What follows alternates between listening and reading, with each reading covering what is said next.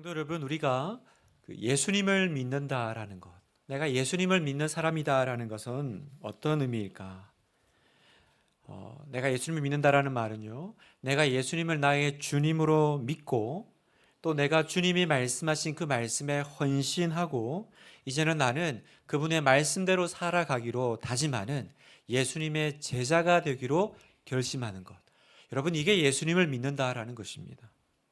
마태복음 28장 19절 20절 말씀을 보면, 그러므로 너희는 가서 모든 민족을 제자로 삼아 아버지와 아들과 성령의 이름으로 세례를 베풀고 내가 너희에게 분부한 모든 것을 가르쳐 지키게 하라. 여기 보면 너희는 가서 모든 민족을 제자를 삼아라 이렇게 명령하시고요.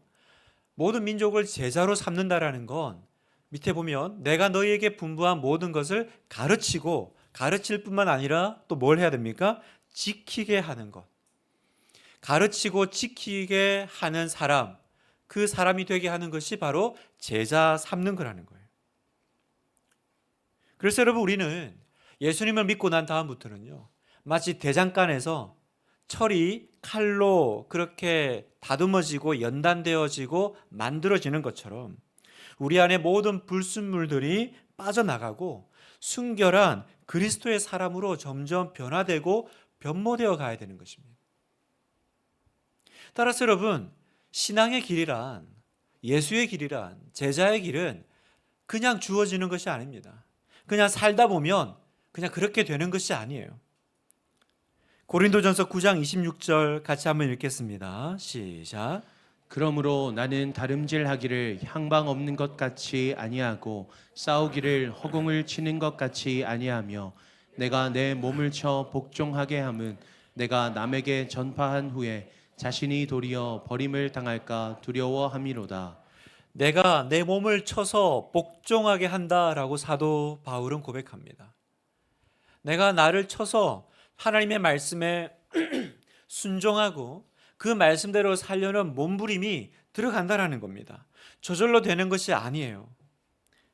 날마다 나를 쳐서 복종시켜서 내 안에 그리스도께서 나타나도록 만드는 것. 그 싸움이 예수님 믿고 난 이후에 우리의 삶 가운데 일어나야 될 영적인 전투라는 것입니다. 여러분, 우리는 지금 그 사울 왕의 안타까운 인생을 살펴보고 있습니다. 그는 처음부터 다윗을 미워했던 사람이 아니었습니다. 그러나 자신의 불순종으로 말미암아 하나님께 버림받고 너는 더 이상 네 왕위를 이어가지 못하리라, 너는 네 왕의 자리에 있지 못하리라 그 선고를 받은 다음에 사울은 모든 책임을 다윗에게 돌리기 시작했습니다. 하나님과 나와의 관계에서 풀어야 할 문제였어요. 그런데 사울은 그 모든 문제의 원인을 다윗에게서 찾기 시작했습니다. 그러자 어떻게 됐습니까? 질투라는 죄가 들어왔고 또 사울 왕이 그 질투를 선택했을 때 질투는 그 안에서 뿌리를 내리고 싹트기 시작했습니다. 하나님의 사람으로 말씀과 치열하게 붙잡고 씨름하고 싸워야 될 그 싸움을 누구하고 싸우고 있어요? 다윗과, 그리고 내 안에 그 정욕의 문제를 다윗에게 원인을 돌리면서 살아가는 결과라는 거예요. 그래서 여러분, 우리는 오늘 본문에서 이제 이 질투가, 사울 왕 안에 들어온 이 질투가 그 모양으로 있지 않고 더 악화된 형태로 진행되는 걸 발견해요. 그건 바로 미움이라는 죄입니다. 질투가 그 다음 단계로 넘어간 것입니다. 여러분, 하나님의 말씀은 살아서 활력이 있는 것처럼요, 여러분, 죄도 놀랍게도 역동성이 있더라고요. 회개하지 않는 죄는 그냥 그 상태로 있지 않습니다. 반드시 회개하지 않는 죄, 다루지 않는 죄는 자라서 그 다음 단계로 넘어갑니다. 이제 오늘 저와 여러분이 이 질투의 다음 단계인 미움에 대해서 한번 살펴보고자 합니다. 오늘 본문을 보니까 다윗이 점점 자신이 위태롭고 위험하다는 사실을 인식하기 시작했습니다. 언제까지 내가 이 사울 왕의 이 광기 어린 질투를 피해 다녀야 될까? 그래서 마냥 피해 다닐 수만 없었던 다윗은 진짜 사울 왕이 나에게 대해서 어떤 마음인지를 이제 확인하기를 원합니다. 이게 그냥 단순한 시기 어린 질투인지 아니면 정말로 나를 죽이려고 마음을 먹은 건지요. 그래서 다윗은 이 고민을 왕자 요나단에게 털어놓죠. 오늘 1절에 보니까 다윗이 라마나요에서 도망하여 요나단에게 이르되 내가 무엇을 하였으며 내 죄악이 무엇이며 내 아버지 앞에서 내 죄가 무엇이기에 그가 내 생명을 찾느냐. 지금 다윗은 굉장히 이 최악의 상황을 걱정하면서 염려하고 있습니다. 그런데 요나단은 우리 아버지가 그럴 리 없어 라고 말합니다. 우리 아버지가 그럴 사람은 아니야. 지금 조금 힘든 것뿐이야. 그래서 그러면 사울 왕이 지금 어떤 마음을 품고 있는지 우리가 한 가지 테스트를 해보자. 그 이야기가 오늘 우리가 읽은 이 본문의 내용입니다. 매월 첫째 날, 성경에는 초하루라고 되어 있고요. 옛날 성경은 월삭이라는 말을 썼습니다. 매 달이 시작하는 첫째 날입니다. 이 날은 하나님께서 또 이 시작하는 한 달을 축복하시기를 원하는 그 종교적인 의식이 진행됐는데요. 이때 왕과 그 신하들이 함께 식사하는 자리가 있었습니다. 다윗이 제안을 하는 거예요. 내가 일부러 내 자리가 지정되어 있음에도 불구하고 내가 일부러 안 나가 보겠다. 그때 사울 왕이 그 사태를 보고 어떻게 하는지를 보자. 만약에 그때 사울 왕이 내가 나타나지 않는 모습을 마치 어떤 음모를 꾸미고 있는 것으로 착각하고 화를 낸다면 이건 사울 왕 안에 나를 향한 그 마음이 질투를 넘어서 이제 죽이기로 결정했다라고 볼 수 있지 않겠느냐. 요나단이 동의합니다. 그렇게 해보자. 그런데 어떻게 됐습니까? 그 테스트를 통해서 안타깝게도 사울 왕의 마음이 이제는 질투를 넘어서 미움으로 가득 차 있다라는 것이 드러나고 말았죠.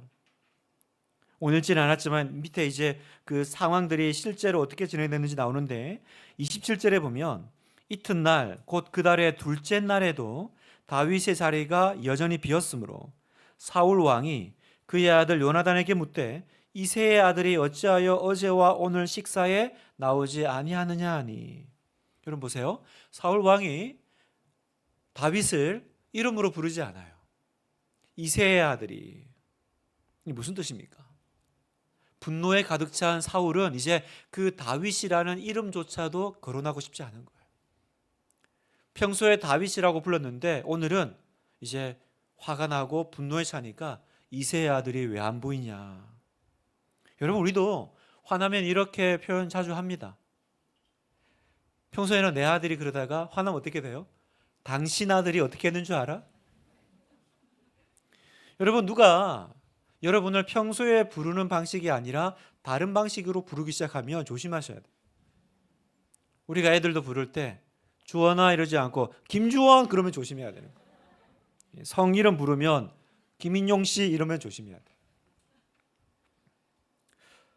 여러분 요나단이 그 아버지의 모습을 보고 이제 막 변명을 하죠. 편을 들어주죠. 그랬더니 사울 왕이 어떻게 해요? 거기에 설득당하는 게 아니라 너도 넘어갔냐? 너도 이제 다윗 편이야? 그래서 다윗 그 자기 아들마저도 저주합니다. 31절 이새의 아들이 땅에 사는 동안은 너와 내 나라가 든든히 서지 못하리라. 그런즉 이제 사람을 보내어 그를 내게로 끌어오라. 그는 죽어야 할 자인이라 한지라.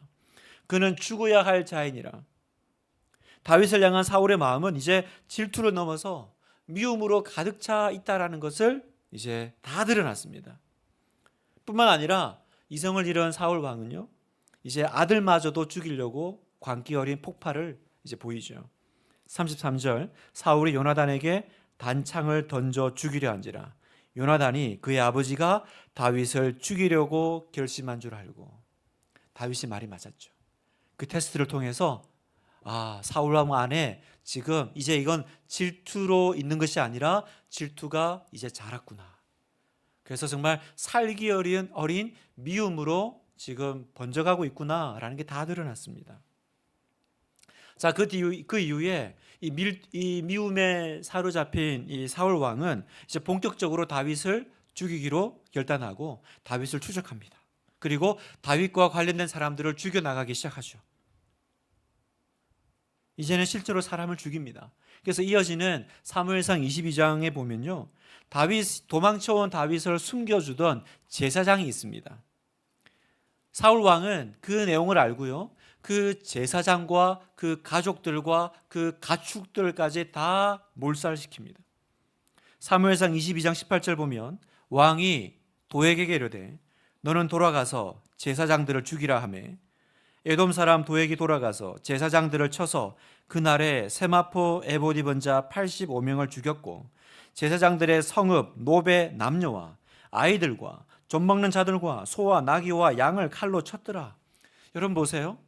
그 이스라엘을 괴롭히는 아말렉을 진멸하라는 말에는 주저주저했던 왕이 자기 백성, 더군다나 하나님의 종 제사장들을 죽이는 데는 조금도 주저함이 없어요. 죽이라, 죽이라. 85명 그리고 가족들, 그 가축들까지 한 번에 몰살시켜 버립니다. 여러분 얼마나 기가 막힌 일이에요. 사울 한 사람이 미움에 빠지니까 한 도성이 전멸했습니다. 성도 여러분, 미움은요 자기 자신만 죽이지 않더라고요. 여러분 어떤 사람이 심각한 미움의 감정과 상태에 빠지면요, 나중에 그 모든 일들이 지나고 나서 둘러보면 그 미움은 자기만 괴롭힌 것이 아니에요. 나 때문에 내 주위의 모든 사람이 나 때문에 다 죽어가고 있다는 것을 우리는 알아채게 됩니다. 그래서 미움이 무서운 거예요. 지금 성경이 우리에게 말씀하고 있는 바가 뭐죠?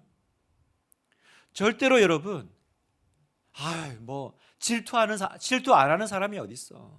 세상에 안 미워하는 사람이 어디 있어? 미움이 없는 사람이 어디 있어? 여러분 그렇게 죄를 가볍게 여겨서는 절대로 안 된다라는 걸 지금 성경이 우리에게 말씀하고 계신 거예요. 왜요? 죄는 반드시 그 상태로 있지 않고 그 죄를 정리하고 다스리지 않으면 그건 반드시 뿌리 내리고 자라서 우리에게 심각한 열매를 가져다 준다는 겁니다. 여러분 죄는 반드시 돌아옵니다. 그냥 그대로 있다가 사라지지 않아요. 지속력이 있고요, 영향력이 커요. 지금 우리는 이 사울 왕의 안에서 시작한 이 작은 마음이 어떻게 질투로 넘어가고 그리고 어떻게 미움으로 넘어가고 그리고 어떻게 실제로 사람을 죽이는 데까지 가는지를 지금 다 보고 있습니다. 여러분 기억하세요. 사울은 처음부터 다윗을 미워하지 않았습니다. 오히려 처음에는 다윗을 좋아했죠. 와, 내 인생에 이런 귀인이 나타나다니 얼마나 좋아했습니까? 한참 어려울 때 그 골리앗과 전투로 사기가 완전 떨어졌을 때 그걸 완전히 전화위복시킨 사람이 다윗이잖아요. 어떻게 하나님이 나한테 이런 사람을 보내주셨나? 그랬던 사람입니다. 그런데 질투가 들어오니까요, 질투는요 마치 고삐 뿔린 망아지처럼 살인적인 미움으로 치달았습니다. 무슨 말이에요? 그 죄의 마음을 다스리고 그 마음을 알아채고 정리하지 않으니까 죄는요 그 가지고 있는 본질상 발전한다는 거예요. 여러분 이게 무서운 거예요. 죄는요 역동성이 있어요. 그리고 미움의 결과가 뭡니까? 나로 하여금 하나님의 사랑으로부터 멀어지게 하고 내 주변의 사람들의 사랑으로부터 떨어져 나가게 만듭니다. 이제 내 안에 원수를 사랑해야 된다 이런 하나님의 명령은 간 곳이 없어요. 오직 분노에 차서 저 사람을 내가 참아주지 못하겠다. 정말 지긋지긋하다. 너무 싫어. 저 사람에게 어떤 나쁜 일이 좀 생겼으면 좋겠어. 그리고 또 하나 뭐예요? 반면에 자기 의에 빠져가지고 나도 하나님의 은혜를 필요로 하는 죄인이라는 생각이 전혀 없어요. 나는 뭐예요? 나는 의를 행하는 사람이죠. 나는 이 악을 처단하는 사람일 뿐이에요. 사울은 온통 이 미움의 감정에 휩싸여 있으면서 전혀 그걸 인정하지 않습니다. 끊임없이 오히려 자기를 정당히 나가죠. 자, 여러분, 오늘 우리는 이 사울 왕의 모습을 보면서요, 한 가지를 깨닫는데, 우리 안에 이 미움이 들어왔을 때 이 미움이라는 것이, 이 죄가요, 우리 안에서 어떻게 작동하는지를 보게 되는데, 자, 미움은 어떻게 작동하느냐? 그 사울 왕을 보면서 우리가 깨닫는 미움이 작동하는 방식이 있어요. 첫 번째, 미움은 반드시 자신이 피해자인 척 행동한다는 거예요. 미움은 자기가 피해자인 것처럼 행동하게 만듭니다. 여러분 왜 내가 피해자인 척 하는 것이 중요할까요? 그래야 내가 책임에서 벗어날 수 있기 때문에 그렇습니다. 내가 피해자여야만 합니다. 그래야 내가 자기 연민에 빠질 수도 있고, 또 중요한 건 뭐예요? 내가 미워하는 이 미움을 정당화할 수 있죠. 내가 피해자여야만 합니다. 그래서 사울은 이렇게 말했을 거예요. 나도 다윗에게 이렇게 하고 싶지 않아. 근데 다윗이 하는 걸 봐. 지금 다윗이 지금 뭐 하고 있어? 내 자리를 엿보고 있잖아. 그런데 어떻게 내가 가만히 있어? 나는 잘못 없어. 나는 단지 내 권리를 지키고 있는 중이라고. 여러분, 이런 마음이 바로 이 자기 합리화의 표본 아니겠어요? 그래서 미움은요, 언제나 자기가 피해자예요. 내가 피해자예요. 그래서 미움이 항상 하는 말이 있어요, 여러분. 미움이 항상 하는 말 뭘까요?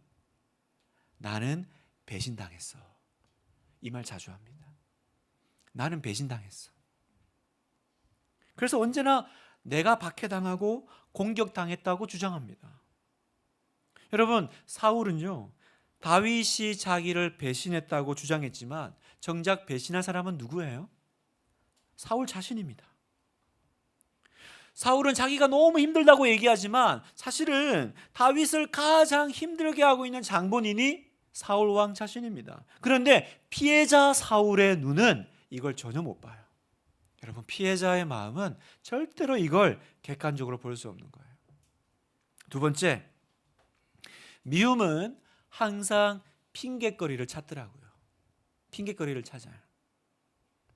사울 왕은요, 다른 사람을 탓함으로 자기 위안을 삼는 대표적인 표본입니다. 사울은 왜 이렇게 강박적으로 다윗을 비방하고 비난하고 있을까요?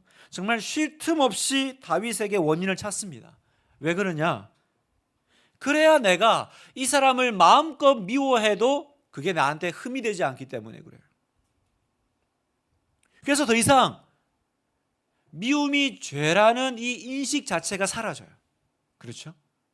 지금 내가 미워하고 있다는 이 미움의 이 심각한 죄 속에 있는데 자기가 지금 이 상태에 있다라는 인식은 전혀 없어요. 그래서 이 사람은 언제나 그 자기가 고결하고 의롭다고 느끼기 위해서 속죄양을 필요로 하죠. 그래서 자신은 절대로 악하다고 보지 않고 반대로 다른 사람에게는 언제나 필요 이상의 결점을, 흠집을 찾아내려고 했습니다. 그러면 어떻게 합니까? 나의 미움은 정당해. 난 그럴만해. 세 번째, 이 미움은 언제 끝나냐? 적을 해침으로만 끝이 납니다. 미움은요, 항상 상대방의 그 본질을, 존귀함을 깎아내려요. 그래서 그 사람을 어떤 대상으로 만드냐? 그냥 지금 나한테 끔찍한 짓을 한 한 사람, 이렇게 그냥 전락시켜버립니다. 상대방에게 더 이상 하나님의 형상이란 찾을 수가 없어요. 그냥 나쁜 사람이에요. 나쁜 사람. 이 사람 안에도 하나님의 형상이 있고 이 사람을 창조하신 그 하나님이 계심에도 불구하고 그런 사람은 없죠. 그냥 나한테 나쁜 짓 한 사람이에요. 여러분, 미움은요, 우리의 눈을 멀게 하고요, 다른 사람을 괴물로 만들어버립니다. 여러분, 그런 경우 많지 않아요? 언제 나한테 나를 괴롭히고 나 힘들게 한 사람이 사람으로 보이던가요? 그 안에 하나님의 존귀함이 있던가요? 지금 빨리 정리하고 해결해야 될 대상일 뿐인 거예요. 여러분, 다윗이 사울 왕에게 얼마나 도움이 되는 사람이었습니까? 앞에도 얘기했듯이 그 골리앗과의 전투에서 쓰러져가는 이스라엘 군대를 일으켰고요. 또 막 심신이 약해가지고 괴로워할 때 그 수금을 켜면서 음악으로 위로해주고 뭡니까? 이렇게 세워줬던 사람이 다윗이에요. 그런데 한번 이 감정에 딱 빠지니까 어떻게 됩니까? 이 사람이 옛날에 나에게 얼마나 도움을 줬던 사람인지, 나에게 얼마나 잘해줬든지 그거 중요하지 않아요. 중요한 건 뭐예요? 지금 네가 나한테 이상한 짓을 하고 있잖아. 그래서 그 사람의 존귀함과 그 사람의 인격은 사라져버려요. 여러분, 하나님께는 모든 것을 합력하여 선을 이루시는 능력이 있는 줄 믿습니다. 하나님은 모든 것을, 우리의 모든 것이라고 하면 우리의 연약함과 문제와 악을 통해서도 하나님께 나아가면 그분은 합력해 선을 이루실 거예요. 그러나 사울 왕에게는 그 하나님을 신뢰할 마음이 없어요. 문제 해결은 내가 하는 거죠. 어떻게 해요? 내가 나의 대적을 정리할 때 끝나는 겁니다. 그래야만 그제서야 나의 미움의 불이 꺼져요. 여러분, 미움은 그 사람이 끝장날 때 비로소 끝납니다. 이게 미움의 결론이에요. 미움은 그 사람이 정리될 때 정리돼요. 여러분, 얼마나 무서운 일이 벌어지고 있습니까? 여러분, 우리 안에 그냥 세상에 미움이 없는 사람이 어디 있어? 세상에 뭐 사람 관계 다 어떻게 모두가 다 좋을 수가 있어. 그런데 여러분, 그 마음속에 어떤 일들이 어떻게 죄가 지금 작동하고 있는지를 여러분 보셔요. 근데 몰라요. 모릅니다. 당사자는 몰라요. 그러면 여러분, 이 미움을 어떻게 다스려야 될까요? 실제적인 대안을 말씀드리고자 합니다. 첫 번째, 험담을 멈추어야 합니다. 여러분, 내 안에 미움의 감정이 들어와 있을 때 먼저는요, 겸손하게 내가 인정해야 돼요. 내가 미워하고 있구나. 그제서야 나는 내가 상대방을 사랑할 힘이 없고, 그리고 오직 하나님만이 내 마음을 바꾸실 수 있다는 걸 깨닫게 됩니다. 언제요? 내가 인정할 때. 여러분, 그리고 내가 내 안에 이 미움을 인정했다라는 증거가 있어요. 그 첫 번째 증거가 뭐냐? 이제 더 이상 다른 사람에 대한 험담을 멈추는 것입니다. 내가 다른 사람에 대한 험담을 멈출 때 그제서야 비로소 내가 다른 사람을 미워하고 있다는 걸 인정한 증거예요. 우리는 어떻게 해요? 내가 옳다라는 걸 증명하기 위해서 만나는 사람마다 저 사람이 어떤 일을 했는지 계속 얘기하고 다니지 않아요? 만나는 사람마다 그 사람에 대해서 험담을 합니다. 그래서 여러분, 어떻게 됐나요? 여러분, 그렇게 얘기하고 만나는 사람마다 하소연하고 붙잡고 저 사람이 얼마나 나쁜 사람인지 얘기해서 여러분 우리 마음에 자유와 회복이 왔습니까? 아니요. 오히려 원한과 복수의 소용돌이에 더 빠져드는 거죠. 더 빠져들어요. 성도 여러분, 내가 지금 당장 그 사람에 대해서 사랑하는 마음을 품을 수는 없어요. 그죠? 그러나 최소한 우리는 뭘 할 수 있습니까? 그 사람에 대해서 내가 부정적으로 말하는 것을 멈추어야 해요. 사울 왕은 다윗에 대해서 비방하고 부정적으로 말하는 그 언어를 멈추어야 했어요. 그만두어야 합니다. 사랑하는 성도 여러분, 멈추셔야 해요. 내가 함부로 그 사람에 대해서 험담하는 것을 멈추셔야 돼요. 그래서 여러분, 미움을 다루는 첫 번째 단계는 뭐냐? 나는 더 이상 이 고통을 들추어 내지 않겠다고 도전하는 것입니다. 이걸 그냥 두는 거예요. 그냥 두어야 합니다. 두 번째, 악은 시작부터 거부하셔요. 시작부터 아예 하지를 말아야 합니다. 여러분, 우리가 미움을 다루는 두 번째 실제적인 방법은 뭐냐면 내 생각을 사로잡아 그리스도께 복종시키는 건데요. 지금까지는 우리는 어떻게 했냐면 한 번도 미워하는 생각이 들어올 때 내가 그것을 키워나갈지 아니면 여기서 멈추어야 될지 그걸 내가 결정할 수 있다고 생각한 적이 없어요. 그래서 사탄의 불화살이 내 마음에 박히면 우리는 속절없이 미움 속에 빠져들었죠. 이제는 어떻게 됩니까? 마음속에 부정적인 생각이 들어오면 그걸 바로 알아채십시오. 그리고 그 생각 멈추기를 시작하십시오. 그런 생각에 빠졌다가 한참 빠져 있다가 나오는 건 너무 힘든 거예요. 어떻게 해야 돼요? 아예 처음부터 시작하지 않아야 합니다. 하나님, 제가 이런 생각에 빠져들기를 원치 않습니다. 그렇게 여러분 결단하고 기도할 때 하나님은 얼마든지 그렇게 할 수 있도록 도와주십니다. 알아채십시오. 그 생각 가운데 빠져가지고 허우적거리다가 나오려면 너무 힘들어요. 내 안에 그런 것이 들어왔습니까? 사탄의 불화살이 들어왔습니까? 그러면 알아채고 아예 시작부터 하지 않는 거예요. 세 번째, 순종하게 해달라고 기도하십시오. 순종하게 해달라고. 이제 우리는 미움이라는 죄의 유혹이 들어오면 우리는 이제 알아차리게 되었습니다. 그죠? 유혹이 올 때마다 내가 매번 그 생각을 키울 필요가 없구나. 내가 거기에 굴복할 이유가 없구나. 그 결정은 누가 한다고요? 여러분이 하시는 거예요. 그러면 이제 그 다음에는 하나님, 제가 정말 하나님의 뜻에 순종할 수 있도록 저에게 힘을 주십시오. 여러분 기도하십시오. 마음속에 미움이 불쑥 들어올 때마다 주님께 돌아서서 이렇게 기도하십시오. 주님, 저는 지금 미워하고 싶지 않지만 그렇다고 사랑할 수도 없습니다. 그러나 적어도 주님, 제가 이런 생각에 빠져들지 않게 도와주세요. 여러분 그렇게 기도할 수 있잖아요. 이런 생각이 저를 너무 비참하게 만듭니다. 이런 생각이 저와 주님을 분리시킵니다. 이제부터 저는 주님의 도우심을 받기를 원합니다. 그런 생각이 내 안에 들어오지 않도록 저는 선택합니다. 결단합니다. 여러분 하나님 도와주실 거예요. 그러나 뭘 해야 됩니까? 나도 순종하기로 선택하셔야 합니다. 나는 아무것도 안 하고 내 마음 나도 몰라. 그렇게 살고 있는 마음에 하나님의 도우심이 임하는 게 아니에요. 싸우셔야 돼요, 여러분. 제자의 길은 싸우시는 거예요. 그래서 네 번째, 사랑을 선택하십시오. 여러분 예수님은 우리에게 내 이웃을 내 몸같이 사랑하라 하셨습니다. 더 나아가서 원수를 위해 기도하고 우리를 해치려는 사람에게 사랑을 보여주라고 말씀하셨습니다. 이게 주님의 명령이에요.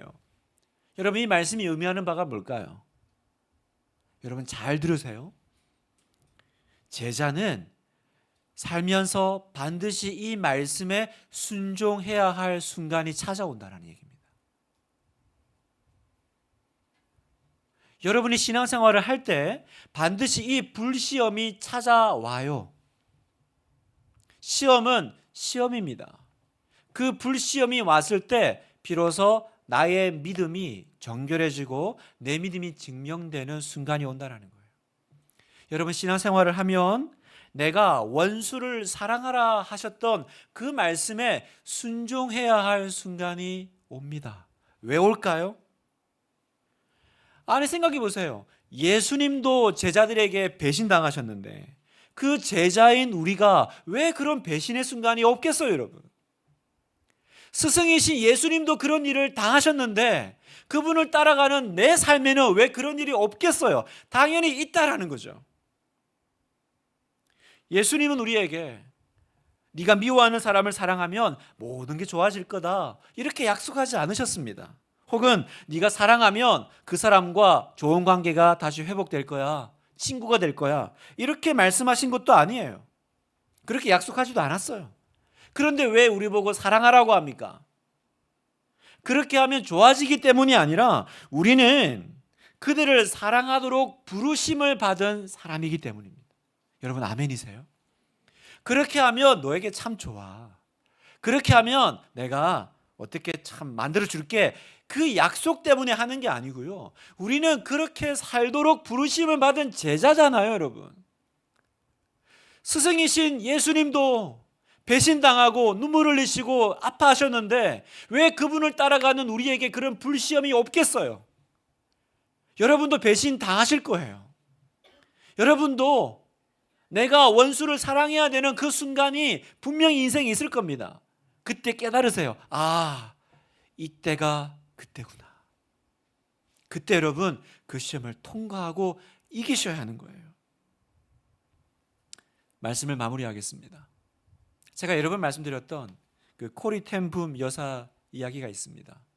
본인은 네덜란드인인데 그 2차 세계대전 때 유대인을 숨겨줬다는 이유 때문에 자기 언니와 온 가족이 그 독일군에 잡혀서 라벤스부르크 강제 수용소에 잡혀갑니다. 그리고 거기서 정말 여자로서는 차마 입에 담을 수 없는 모진 고문과 고난을 당하죠.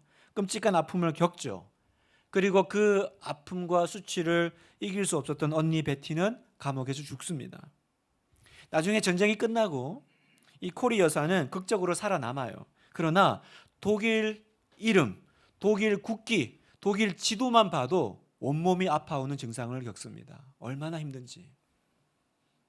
그런데 하나님이 그녀에게 어려운 명령을 하세요. 독일인을 사랑하라. 독일에 찾아가서 용서의 복음을 선포하라. 독일 사람들을 하나님이 사랑한다고 이야기하라. 여러분 하겠습니까? 독일이라는 이름만 들어도 오장육부가 뒤틀리는데 그걸 어떻게 해요?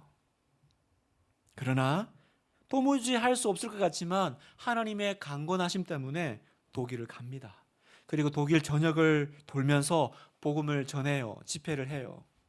그런데 어느 한 집회에서 사건이 일어납니다.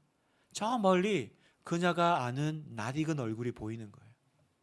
누구였을까요? 그 라벤스부르크 수용소에서 모질게 고문을 했던 바로 그 간수가 서 있는 겁니다. 그 순간 언니가 고통 가운데 죽어가는 얼굴이 떠오르기 시작합니다. 코리 여사는 당시의 감정을 책에 이렇게 기록하고 있습니다. 그 순간 내 피가 거꾸로 용솟음쳐 올랐습니다. 나는 하나님께 외쳤습니다. 하나님, 저 사람만은 용서할 수 없어요. 그때 하나님께서도 저에게 큰 소리로 말씀하셨습니다. 용서해라. 아니요, 하나님, 할 수 없어요. 용서할 마음이 생기지 않아요. 아니다, 코리야, 용서해라. 하나님은 계속해서 말씀하셨습니다. 나는 너에게 용서할 마음이 있는가 없는가를 묻는 것이 아니다. 용서해라. 이것은 나의 명령이야. 용서해라. 그녀는 나의 힘으로는 도무지 용서할 수 없지만 순종해야 한다고 느꼈습니다. 왜냐하면 예수님은 나의 주님이시기 때문이에요. 예수님이 나의 주님이시니까, 그분이 주인 되신 그분이 나에게 명령하시니까 나는 순종해야 하는 것입니다. 그 간수가 가까이 다가왔어요. 그녀는 팔을 벌려서 그를 끌어안았습니다. 그리고 말했습니다. 하나님은 당신을 사랑합니다. 나는 당신을 용서합니다. 그때 코리 여사는 깨달았다고 합니다. 하나님이 왜 그 사람이 있는 이 독일로 자기를 보내셨는지 그녀는 깨달았다고 해요. 그녀는 이렇게 말합니다. 하나님은 비열하셔서 나에게 그런 순종을 요구하셨던 것이 아니었습니다. 바로 나를 자유케 하시려고 부르신 겁니다. 나는 그동안 치유받기를 거부해 왔던 것입니다. 사랑하는 성도 여러분, 오늘 여러분에게 묻습니다. 이 시간 누군가를 향한 깊은 원한과 미움을 품고 계신 분 계세요? 여러분, 더 이상 우리 안에 이 미움의 감정이요, 이 미움의 죄가 우리 안에 들어오지 못하도록 해야 됩니다. 그렇지 않으면요, 이 죄는 가만히 있지 않을 거예요. 반드시 자라서 우리를 죽여나갈 것입니다. 오늘 하나님은 우리에게 자유와 회복을 선포하기를 원하십니다. 오늘 밤 이 말씀을 통해서 주님은 우리를 살리기를 원하세요. 코리야, 용서해라. 아니요, 주님, 저에게는 그럴 마음이 없어요. 그럴 마음이 생기지 않아요. 주님은 말씀하십니다. 나는 너에게 그런 마음이 있냐 없냐를 묻는 것이 아니야. 나는 너의 주님이다. 너는 용서해라. 갈라디아서 5장 1절을 읽겠습니다. 시작. 그리스도께서 우리를 자유롭게 하려고 자유를 주셨으니 그러므로 굳건하게 서서 다시는 종의 멍에를 매지 마라. 아멘. 그리스도께서 우리를 자유롭게 하신다. 다시는 종의 멍에를 매지 마라. 그 미움과 원한과 질투 가운데, 그 미움의 멍에 아래서 허덕거리는 그 사울 왕을 향한 그 하나님의 마음, 오늘 그 똑같은 죄 가운데서 괴로워하고 있는 여러분이 있다면 여러분이 이 말씀을 믿음으로 받으시기를 축복합니다. 다시는 종의 멍에를 매지 마라. 사랑을 선택하라. 주님의 명령에 순종하라. 순종만이 우리를 자유케 할 줄 믿습니다.